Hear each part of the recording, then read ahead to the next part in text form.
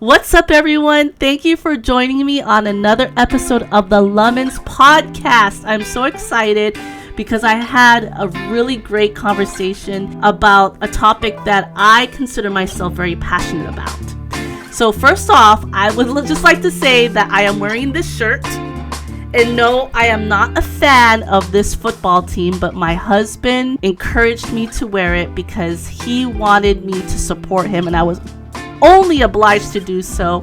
His team won today.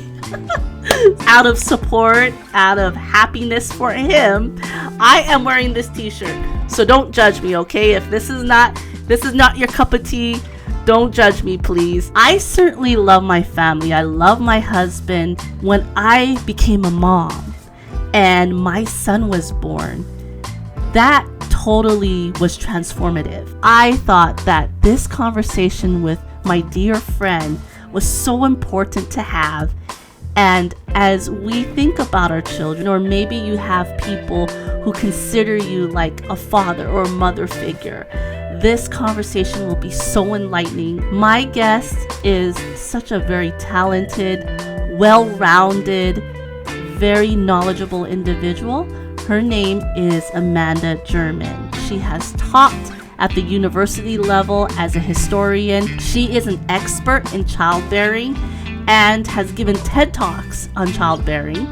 She is a mother of two beautiful children, one of which is on the autism spectrum, which I understand poses a lot of challenges on its own. But after talking with Amanda, I realized that those challenges have made her only a greater wealth of knowledge and have given her invaluable experiences that not every parent gets to have. Her lifestyle is interesting because she has a homesteading type of lifestyle. She responds to the world around her differently, and her take on raising children in this day and age is absolutely beautiful. I can't wait for you to hear her. She is so compassionate, so encouraging, and I know it's going to be encouraging for you as well. So without further ado, I want to introduce you to Amanda German. So let's get right into it. We're talking about homeschooling and being mothers, and yeah. Well, the job never ends. The job never ends. And how old is your little one now? He's gonna be 3 years old at the end of this month. Yeah, because I remember he and my son are fairly close in age. Because Forrest turned 3 in May. It's a lovely age. It is an interesting age, but every age kind of becomes your favorite. In my experience. I mean, they all have different challenges, but as they grow and they learn and they can, talk more, it's always fun to interact with them. Yeah, he's learning a lot, for sure. And there are behavior stuff that we are dealing with that it's a very difficult age because every day is a rude awakening for them. And I've found that it can be very challenging, especially with boys, because they tend to be very physical and they want to be rough and they want to run around. And yes, like I dropped my son off my son and my daughter off with my grandmother Saturday, and I went up the street to make soap with my aunt. I came back to check on him, and my son was just running laps in her backyard, and I was like, wow, what are you doing? He's like, I've got to run, mommy. Oh man, my son, he bounces off walls. We don't even give him sugar. I'm like, where do you get this energy from, Yeah. So yeah, there have been times where I've said to myself, oh man, I don't know if I can just deal with this anymore, because it can get overwhelming. But we have to remember that there are people out there who would love to experience the challenges that we go through. Yeah. There are people who are still trying to have children. They're still trying for babies, and just to have the opportunity to have those trying moments, those growing pains, it's a blessing. It really is. And I think about all the times that I really wished for a child. I struggled with infertility, and Mm. you know, I was told, doctors told me there's a very low chance that you will carry a healthy pregnancy. And Wow. it really, of course, that was a very long health journey. That's a very, it's a different story for a different day. But every time that it gets difficult or their behaviors are challenging, I think about those seasons of my life where Mm. I was like, I'll do anything for a baby. And Right. I Yeah. often think a lot about Sarah and Hannah, and Hmm. Hannah praying, Lord, if you'll just give me a son, I'll dedicate him to you. And I kind of have taken that mentality as I've gone forward, because it's Hmm. just, you know, I'm so thankful to be where I am, and to have the blessings that I do, because none of it would have been possible without God. I know that there's just a movement of women who are bashing, child rearing, and they're Yes. saying how things are so much easier and we love our lives because we don't have children. And the truth of the matter is it can get difficult and it can be a lot of sacrifice, but it's worth it. Women who are the anti-child rearing crowd is that they don't realize that yes, a lot of work and sacrifice does go into raising a child, but it's worth it because there's a special love that a mother has for their child that is, like, in my opinion, exclusive. Anything We worth doing takes hard work. And Yeah, one of the things that yeah. I've really started to ponder about the last, oh, I would say 6 months to a year, is how well Satan Hmm. sold a lie. That being a mother, being a wife, being a servant is not good, that it's not conducive to the church, that it's not conducive to your life. You know, live for yourself, live your truth. And Yeah. it's very it's very frustrating to see, because I will say I developed a much closer relationship with God after I had children. I mean, I was a Christian before, but I did not understand love until I had my children. Like I thought I did, but Yeah. you know, one of the things that I think is so wonderful about Christianity is God lays out his relationship, for, you know, Hmm. how to be a parent through, you know, throughout the Bible. And he shows you how to be a parent and how to love your children and how to do that effectively. The beautiful thing about the New Testament and the way that God shows his love for people is unconditional, forgiving, Hmm. lots of grace. And, Yeah. you know, I might be angry at you, but I'll always love you and I want you to do the right thing. And I'm paving this way for you. You know, I'm not telling you to do things because I want you to be miserable. I want you to be safe and I want you to make good choices and be happy in your life. Share with me a little bit about how homeschooling and how your parents involved in your life in your childhood shaped your adulthood, and now how it's something that you aspire to do with your children. I started out in public school, way back in the 90s. Mm-hmm. And I went to the city schools. We were zoned to go to the city. I had a great kindergarten year. I had a Christian teacher. She was amazing. She was so kind and wonderful. Well, And then we moved. So we moved and I got zoned into the county school district and I went to a new school. Of course, I didn't know anyone. I was with a first grade teacher and I was a pretty advanced kid. So I was already reading, writing, doing all of these things. And I would get very bored and I would tell her like this is boring. And she would say like, if you guys behave, you guys can go out for extra recess, you guys can do this. And I was like, but you're lying, you're not telling the truth. And she would get really irate, and so she put me in the utility closet for all of recess, wouldn't let me go to lunch. It was getting to the point where she was singling me out and she was taking my worksheets before I could finish them. She was yelling at me in front of the other students, and it was, you know, I'd gotten to the point where I had loved school. I'd really done well to I didn't want to go to school at all.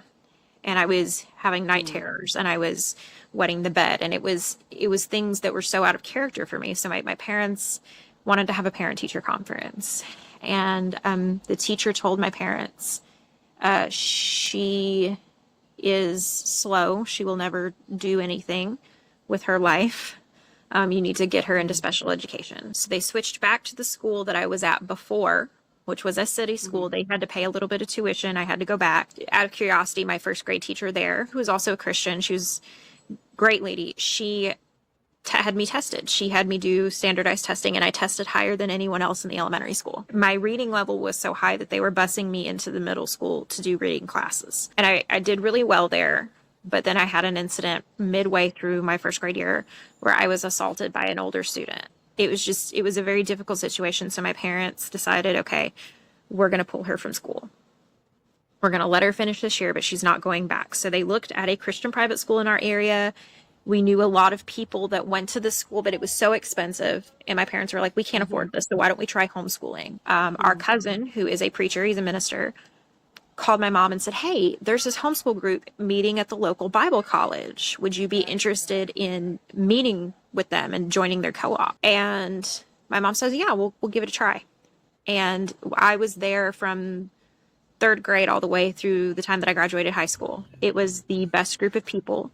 We actually got to audit classes from the Bible University. We had sports teams. We did Bible lessons and Bible studies. We were able to learn Greek and Hebrew. We were able to do all sorts of things. 4-H, we had FFA, and it wound up being an amazing blessing. And I decided, like in like 8th or 9th grade, I was like, I'm going to homeschool my kid. We knew what we wanted for our children. And two of the biggest things that were important to us were a strong Christian knowledge of the Bible and of biblical principles. And we also wanted them to join homeschool groups with like-minded Christian families, which is a very big advantage to us because we're in the Bible Belt. So we're able to do that. And so we're able to have them around other children that have the same values as we do. And that was so important to us because you only get your children for such a short period of time before they really they grow up. Like I was so surprised at how quickly 5 years have flown by with my oldest. And the more that I see from public school, the more that I see like the bullying from teachers and other students, the violence, the things that they're being taught, critical race theory, they're being taught all sorts of stuff about sexuality that they don't need to be learning.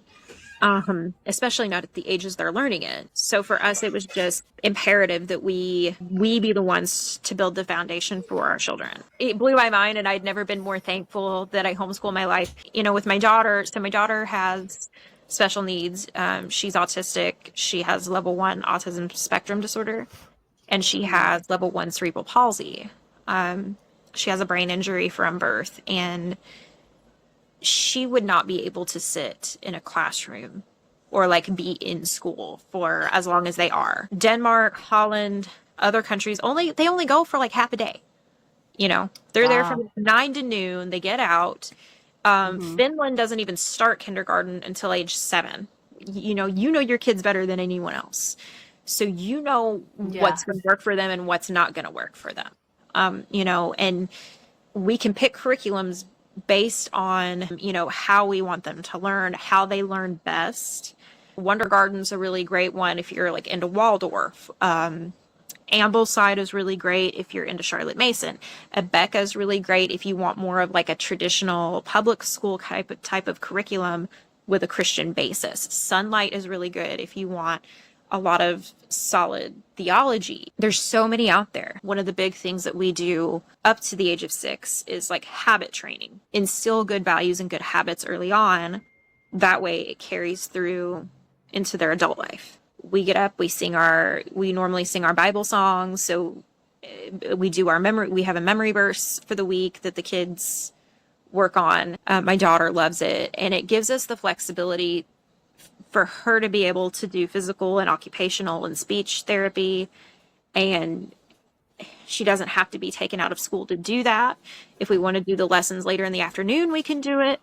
And it also gives us the opportunity to do really cool field trips with other friends in our homeschool group. We get to take the whole homeschool group and do nature studies and nature walks, and we get to do hands-on activities for the kids of all ages. The number of homeschoolers in this country, just in America, in the hundreds of thousands. It is the fastest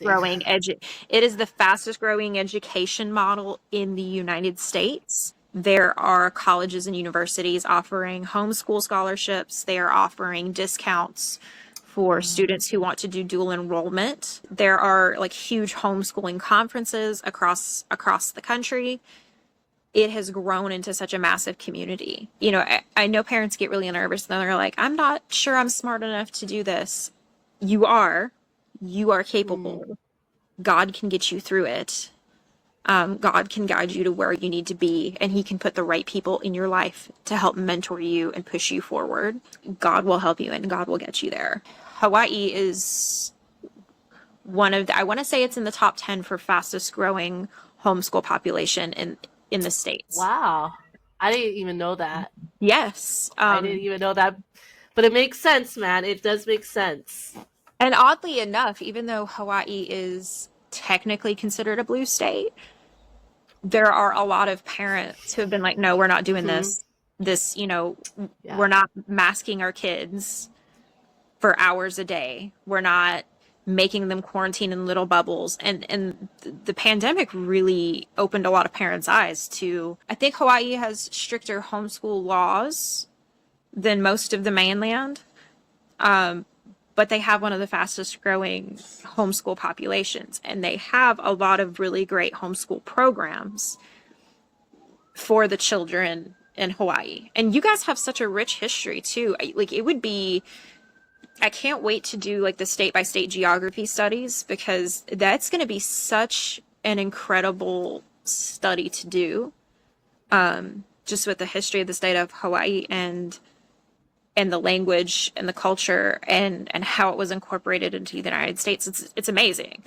But that's the beauty of homeschooling is you can do all these things and add depth to what you're learning and cater to what your kids are very interested in. Like, for instance, my daughter is very interested in reptiles and amphibians. And so we've been able to do animal identification and the biology, and break it down to her level. And now she can identify venomous snakes. She can identify, native species to our region, and she knows what to look out for and what to avoid. Unfortunately, my daughter is the kid that will grab a rat snake up out of the yard and bring it inside. What she has before. We ran into a bit of an issue like last week. We were going over the plagues, and so she decided to capture as many frogs as she could and bring them inside. But she recreating the biblical plague. Hello, friend. Hi. You can't really see her, but say hi, Auntie Amanda. No, I did. Wait, yeah, you can't see her, but it's okay. She's there. My camera's on. It says that I'm recording. But I know quite a few moms who have children Jehoiakin's age, and their kids are like way advanced in their speech. Yeah. And so I fell into that trap of comparing myself as a mom and saying, okay, am I not doing something enough for my son to where he's at that level? Yeah. But then, these other moms, they've had like advantages, like they can stay home with their children and work on that language development. But then I didn't realize, as I was comparing myself, I didn't realize that Jehoiakin is doing well. Sometimes we get frustrated because we're like, my kid isn't talking as much as so-and-so's kid, or my kid isn't doing what so-and-so's kid is doing. But drastic speech delay. Like, she was she's been in speech therapy for 2.5 years. He's happy and he's loved and he's cared for, and that really speaks volumes to your parenting. Yeah, but you also, at that age, you gotta remember they feel their emotions so intensely And like my son, I've noticed, even though they say it's the inverse, I've noticed that my son is a lot more emotional than my daughter. It was last night we went over to my parents' house for my sister's birthday dinner, and my mom thought that my son had taken my daughter's piece of garlic bread, and so she said, "Forrest, don't do that." And she didn't like yell at him, she didn't raise her voice, but he got so upset. And he Oh went and sat in the corner, he wow. went and sat in the corner and wouldn't look at anybody. And we had to say, "Buddy, we didn't realize that was your piece." And like my mom apologized to him and everything. But boys at that age, just, they're a little bit more emotional. It is a little bit more difficult sometimes, but he sounds so sweet and so loving, and it's such a blessing. It really is. And as the older my children have gotten, the more that I realized, like, I couldn't send them to school all day. I would miss them too much. But there are a lot of parents who look forward to sending their kids to school, or they look forward to, okay, they can be in daycare and I don't have to be with them all of the time. And the pandemic really highlighted which parents didn't like spending time with their own kids, which was heartbreaking. Yeah. It really was. Making time together, even if you can't homeschool, making time together as a family, instilling, certain things, whether it be you guys have Bible time and breakfast on Saturdays, or whether you guys have 15 minutes at night before bed and you guys say your family prayer together or something. It's so important that kids feel that love and they feel that connection to their family. The way our school system is set up now it's the original Prussian model. So the Prussian model wanted people reading and writing just well enough that they could function in a factory or in a military setting really well. You just needed to be able to read and write. And they implemented the bell system and bells in classrooms to get them used to the sound of a bell in a factory.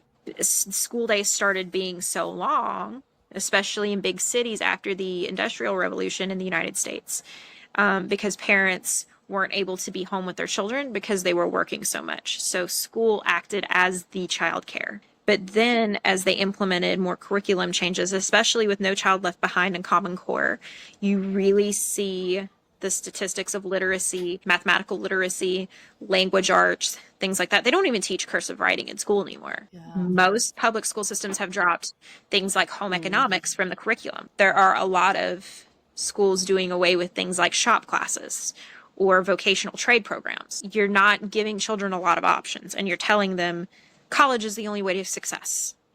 And you're putting them in clusters with kids. If there's 30 kids to a classroom and one teacher who is not making a lot of money and she's having to buy things out of her own pocket for her own classroom, you're not going to be able to get specialized attention for either a kid that's really advanced and needs to be challenged, or a kid that is struggling in a subject and needs extra help. I taught U.S. history. I would have the kids do papers instead of tests. I would have them do 4 papers and a final research paper. The amount of kids that did not know how to write, it alarmed me, because they could not critically think.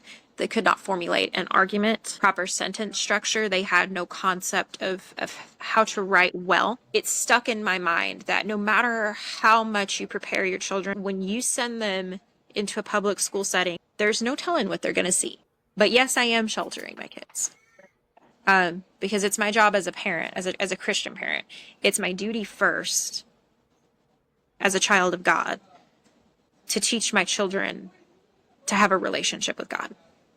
That's my first priority. Nothing else I do in this world matters if I'm not doing my job as a Christian parent and leading my children on the right pathway towards Christ. But being in a homeschool group, they socialize. But they socialize with like-minded families who generally have the same goals. We want our children to do well and either go to college or trade school or start a business or be happy and successful in whatever they do. But we also need to think about the little humans that we are raising into adults, because one day they're going to be adults. Yeah. What do we want them knowing? How do we want them behaving? Who do we want them associating with? How do we want them to treat other people? the caveat is homeschooling doesn't work for every family, but it doesn't hurt to try. Going into it, many parents will think like, okay, I can't homeschool my child. Like how you Yeah. said, I don't even know if I want to try because, like, am I qualified? What does it entail? But it sounds like homeschooling is more than just you teaching your child. It's a community thing where Yeah. you can go into, like how you said, homeschool co-ops and groups. And I feel like this is something that could really be supported. It's not just like the parent do it on their own. But that's actually, I think, in my opinion, that's the perception of how people see homeschooling, is that, Yeah. oh gosh, I'm just going to have to change everything. Now, you touched upon the fact that it's not for everyone because you have to be proactive in your child's education, Yes. meaning you need to really think the process through and know exactly, okay, what am I going to, how will I impart this lesson to my child? Like how you said, you break it down week by week. What's like the one challenge that you face as a homeschool parent? Are you still going through that challenge, or have you resolved it? What is the one thing for you? And if so, how are you handling the issue? How are you dealing with the So situation? the biggest issue we're facing right now is how my daughter's brain works and how she learns. So as I said earlier, she is autistic and she has Yeah. cerebral palsy. When it comes to like fine motor skills and stuff, she's very behind. So she struggles with things like tracing her letters and doing the worksheets. And there have been times where she doesn't want to try. And it's gotten me so frustrated that I've had to walk away and let my husband take over. And so we had to find a different way to get her to learn her letters and her numbers and to want to try. And we were able to find a couple of learning programs on the iPad. And at the beginning, I was so against the iPad. I was like, no, my kid will never use screens. But she can trace the letters with her fingers and do the exercises and do learning games on the iPad. I think we pay like $20 a month or something like that. Oh, that's not bad. She loves it. And we really started to utilize outside resources. So we used our local library. There's a class called Ready, Set, Read. And it prepares the kids and they go over their vowels and their consonants and the letters. And it was a challenge. And I didn't know how to deal with a child at first that had a significant delay. But I had to research. I really had to sit down and say, okay, I've got to make this work for her. But it's worked out and she's doing a lot better and she's very happy. And it's been a lot of blessings. It was a season in our life where we had to really pray very hard for God to help us help her. Yeah, so good. And thankfully, the Lord has led us to an incredible speech language pathologist and an incredible physical therapist that have given us a lot of ideas for how to help her, and an occupational therapist that has really helped us improve her writing skills and her fine motor skills so that she can, do crafts and she can do all these things. And it's really worked out for her. I remember I got to the point where I felt like I was a monster to my own son. Like I got so frustrated, and it wasn't his fault. I know that I was talking to a child who was trying to probably did his best to understand as well, but like it was the most frustrating thing. And I think overall, the challenge that you have, Amanda, with homeschooling your child and working with her mind, working with her process is I think universal, when it comes to parenting, because that's the one thing I think working with young children and toddlers is that they're learning and you're learning, and how it's like what your child needs, but how to get it to them and how to help them understand. It's the most, Oh my gosh, I so get it. I know it's frustrating in the moment to deal with raising a toddler, especially when you've never had a toddler in your house before. Um, Yeah. but you guys, you love him. And, even though there are days that we mess up as parents, you're never going to be the perfect parent. But there are a million ways to be a good one. And he will pick it up in time. And more than that, like, he's already so smart. He's already talking and he's doing these things. You guys have really, it's a testament to the love that you've poured into him in his almost 3 years of life. Like, neglected children often don't talk that well, and they're not able to interact and do those things. You guys have really poured into him. And, you just got to stay the course and keep doing what you're doing. You're doing a great job. You really are. And I feel that it's important for other mothers to know that. You're doing a great job. He is so loved. He's such a beautiful child. Just really, oh my goodness. Like, I can't tell you how many times I prayed that you guys would have a healthy pregnancy and delivery, and, that you would get to enjoy how beautiful it is. And it's just a testament to the love that you guys have as a family. It really is. It really is. It is such a beautiful testimony of God's faithfulness and God's love and God's timing. And I've actually brought it up multiple times to other people, like, God's timing is always perfect. And when you stay the course and when you stay faithful, God will reward you. And, I see a lot of Christian families starting to notice that when you stay the course and when you put your faith in God and say, either I'm going to pull my kid out of public school and put them in a private school, or I'm going to homeschool them, or I'm going to make this effort to be more involved in our church or in our community, God rewards that faithfulness, and God rewards that patience, and God rewards that effort. And we as parents sometimes get frustrated because things aren't happening in our time or things aren't happening the way that we thought they would. Because, I was really bad about comparing my daughter to the other kids, especially because the church we were going to at the time, they had a lot of young kids her age. We had a baby boom. There was like 12 kids born within the same summer that Cecilia was born in. And I got so frustrated. Like, why isn't she doing the things that the other kids are doing? And when we were finally able to get a diagnosis, of course it was much later, but then we were able to open the doors to, with another family from that church, start a support group for families in the area with autism and learning disabilities and physical disabilities. And we were able to bring a lot of families in that might not have gone to church or might not have been interested in learning about God. And we were able to support them and wrap our arms around them and say, wow, and God really has used that. They say comparison is the thief of joy, and it is true.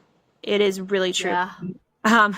It is. God works in his time. And I spent so much time praying, God, please let her talk. For a while, my prayer was, please let her, catch up to the other kids. And now I see that God was showing us that she doesn't need to be like the other kids. And I get really emotional talking about it because she was sitting in church, and for a while we were afraid she might not ever talk. She might be severely speech delayed. And she was sitting in church last Sunday and she was singing along with the worship song. Wow. And I looked at her and she knew it by heart because it was a song I've sang to her since she was a little baby. I've sang it to her as I was rocking her to sleep. I sang it to her when she was fussy. It was just, an old gospel hymn. This is where we're supposed to be. This is, it is a testament to the Lord and everything that he can do. That's amazing. Wow. Thank you so much, Amanda, for taking the time to share this wealth of knowledge. No problem. Just the time that I spent with you totally changed my perspective on homeschooling. Well, I am so happy to Like, hear that. I really am. it has. And I think there's a lot of encouragement and a lot of just to know that there's also a lot of support out there and a lot of ways you can, uh, just approach the situation, um, is really, wow. It just opens up more opportunities. And Yeah. the fact too that children are so different, um, is is another reason why, to consider homeschooling, because um, that way you can cater their education to who they are and how they grow and how they receive and Yes. how they learn. So this is so remarkable. I am so blessed that I was able to talk to you, Amanda. I've just been energized to just look at my son differently now and know that where he's at, the greatest takeaway I think for me was, like how you said, don't sweat the small stuff, because he's going to get to where he needs to be. And that's faith. We have to see our children through the eyes of faith Yeah. and know that they're going to get to their destination. They're going to fulfill the call and plan of God on their lives. And we just have to lean on the Holy Spirit. We have to lean on God to give us wisdom on how to direct them, direct those arrows Yeah. that we have in our lives. All right. Thank you so much, Amanda. Have a Thank great you. day. Thanks, you too. Mm-hmm.